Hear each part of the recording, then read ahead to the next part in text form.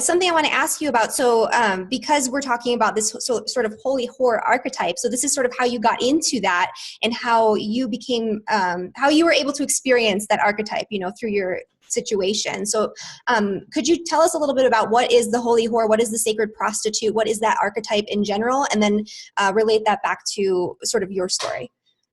Sure. Well, it's so funny when you think about those two words, sacred prostitute. People, what a juxtaposition, right? It's like an oxymoron, right? To most, the knee-jerk reaction of these two words together. But if you really step back and remove this false sense, this false morality, when we filter information, sometimes we unconsciously filter information through this false morality that we don't question. We don't question our assumptions. We think our assumptions are rooted in truth. But what truth? It's all subjective, So oh well, yeah, that's right. What am I assuming? And why am I assuming these things? But the sacred prostitute, holy whore archetype, she's really, at her highest sense, the one who is the furthest behind all the veils. The only one that's right behind her, further behind the veils, is death, right? So you have sex and death, which is the scorpionic, right, energy. This is Scorpio. So death is the ultimate behind all veils, right? But right before death she's there, the holy whore archetype.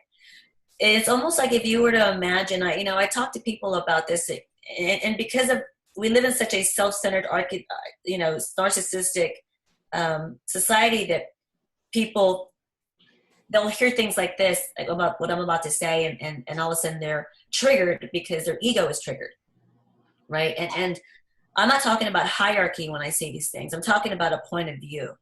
So if we have people in the center, right, who are comfortable, living comfortably in our society for whatever reasons, right? Economics, of course, and so on. There's a lot of layers. But the more we move out from the center to the fringe, and the more of the fringe experience that you can directly experience, not just go and observe and take notes, but like you're getting your hands dirty there, the more that you can do that on the fringe, you have a wider sort of point of view. It's sort of like, I always say, Pluto can see the sun, but the sun cannot see Pluto because the sun is blinded by its own light. Yes, right? exactly. It's like how does the sun even know that Pluto is there? It doesn't.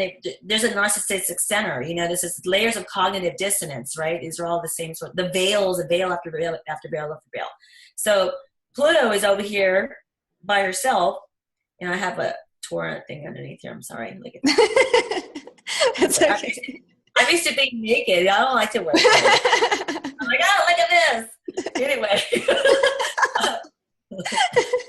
But anyway, so I always tell people it's about point of view. It's not about hierarchy or superiority. We have created this society that depends too much on these things, right? And we reward according to how much more superior, one things they are over the other, blah, blah, blah.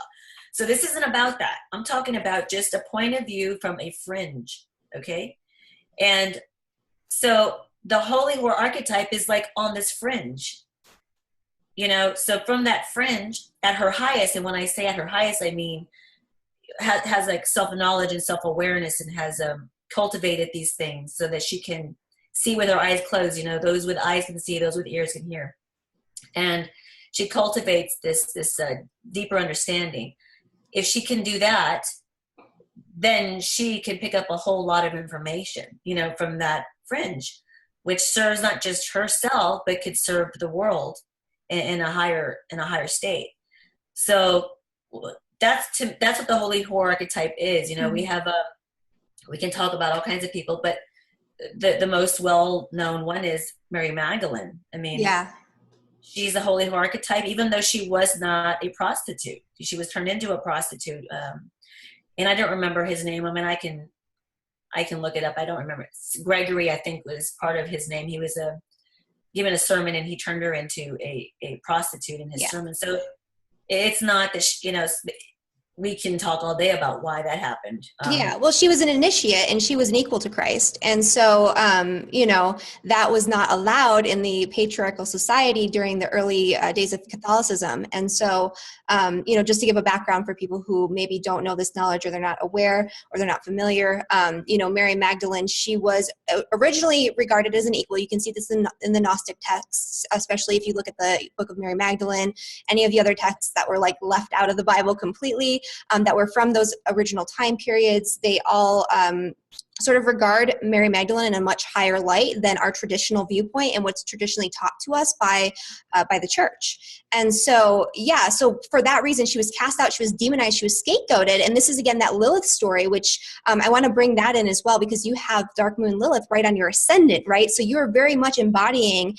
the archetype of Lilith. And Lilith, for those of you who don't know, I'm just going to give a little brief story of Lilith.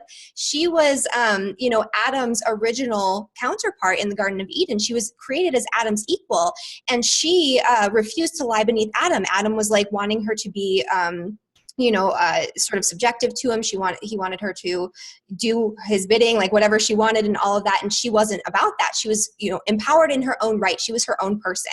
And so she refused, and Adam got pissed. So he requested that he got, a new wife. And so Lilith was cast out of the Garden of Eden.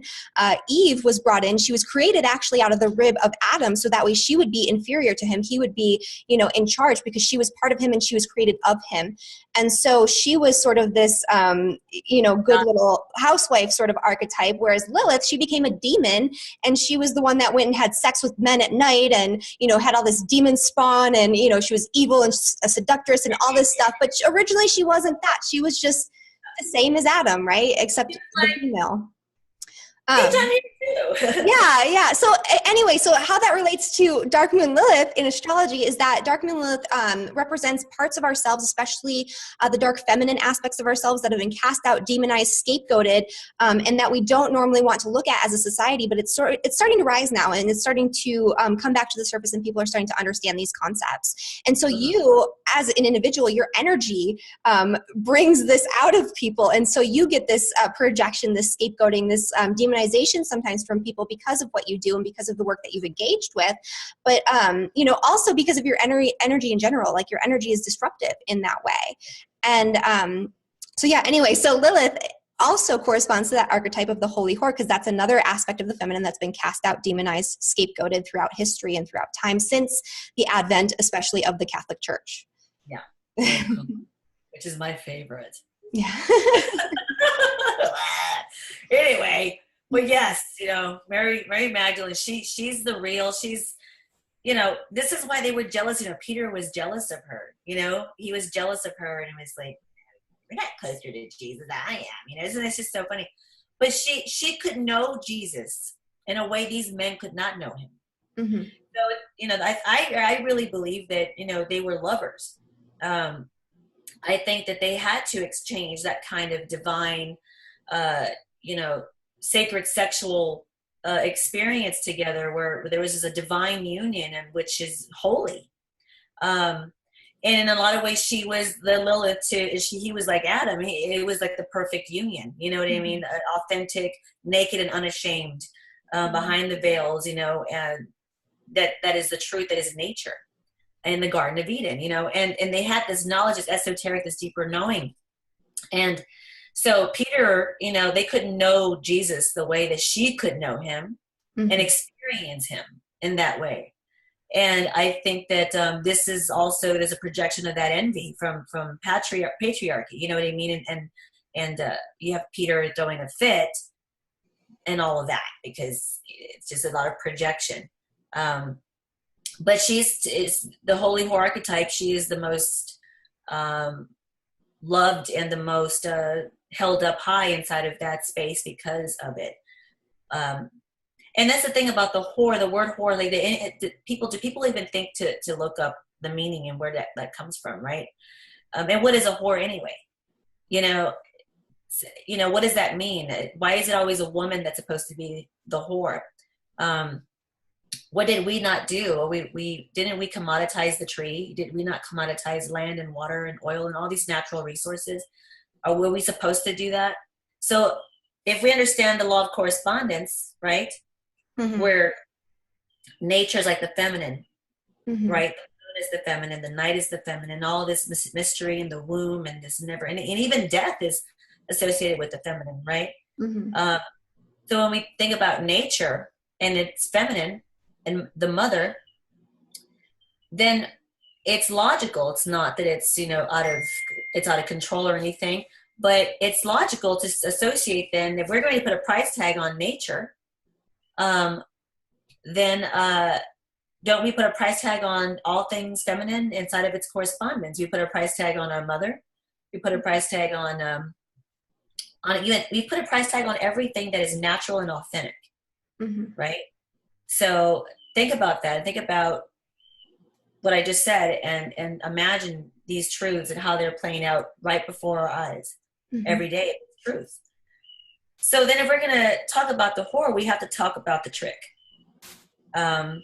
We have to talk, she's not just on her own. There's something making her a whore. Yeah. You know what I mean? Yeah. She's just not showing up and doing this. It's a response to something else. And what is she responding to? And those are the questions that I'm asking. That's a little bit of an example of one of the questions that I'm asking, right? In the Sex and Judgment of the Conversation is about this point of singularity of shame, and who carries the burden of shame. Individuals, we have our own shame, but then as above, so below, right? What is the group that we have given most of the shame to? Who has to hold the shame for humanity? I'm a person who really is, as you know, very actively involved in issues of like racism and things, because I'm a minority woman myself. I talk about those things. But in general, before there were any sort of groups created to create this Conquer Divide through racism, from the very beginning, woman has been in bondage. And I'm talking about the diaspora of woman, right? Throughout the world. Every woman has been in bondage from the beginning. Nature has been in bondage. So in that way, we could see that maybe, Adam is mankind and Lilith is nature. And Adam has wanted to put Lilith beneath him. You know what I mean? But she's the truth. She's the true nature, like unbridled nature. And so we had to create the split in the feminine principle between Eve and Lilith, so that Eve can enable mankind to put nature beneath his feet and create this machine matrix to take over and create its own law, right? Which is like the emperor with no clothes, right? This is all connected to that. So Lilith is the aspect within us that you talked about, right? That very unbridled, natural, true self of who we are. But not only is she that, she is nature herself. That's unbridled. It's not trying to negotiate with you. You're not going to tell the fire, please don't burn me. Okay, well, I won't burn you if you do this for me. It's nature it's uncompromising, right? So she's unbridled nature, and Christ is like the remembrance of the divine self, right? So when you remember your true name and your true, authentic truth, and what makes you divine, and you go into a transcendence, you remember your true natural self, but you also have self-awareness. So you combine your unbridled nature with your self-awareness, and this is the divine marriage within you. And this is what is attempting to happen with all of humanity. Do you see, within us and outside of us, as above, so below. And this is the axiom. This is the natural law of correspondence, I know I went off a little bit on a tangent, but I kind of that was brilliant. That was brilliant. Absolutely brilliant. Yeah. Okay. One of those things that when we learn to see outside of ourselves, we see all these truths playing outside of ourselves. So you see more when you challenge your own mind and you get to know your own self with self-knowledge. This is the art of war stuff. You know yourself, you know the enemy, which just means you know the opposite of your intention. You know the opposite. You see clearly when you really truly know your own mind. And this is what sex work has done for me too. I was always scapegoated growing up as, little girl in my family. That was my first lesson. And I was raped at 18 years old by a Christian, which was another interesting story, because I told you that story, the archetype.